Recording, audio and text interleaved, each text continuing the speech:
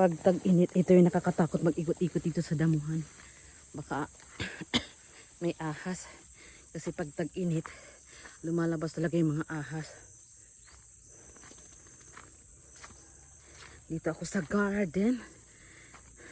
Tinetest ko lang yung, kasi may bago kaming signal sa bahay. Ngayon tinetest ko yung hanggang saan yung naaabot. Kaya nandito ako sa garden. Kung abot ba dito yung bagong sinet up na wifi sa bahay. Yun, tumubo na pala itong likway. Likway na pula. Iyan. Kawawa yung mga pananim, oh. Ito yung tuyo.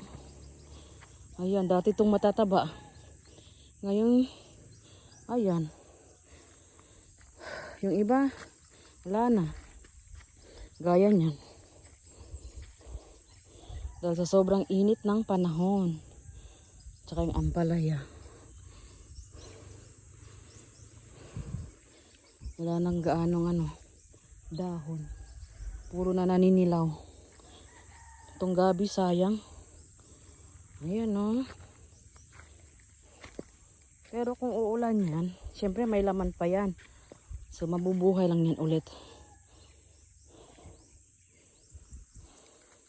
Ang lawak pang walang walang tanim. Daming grasshopper. Tipaklong. Ito yung lumang wifi namin sa bahay. Yan. Ngayon ay disconnected na yan. Kasi may bago na. May bago ng setup.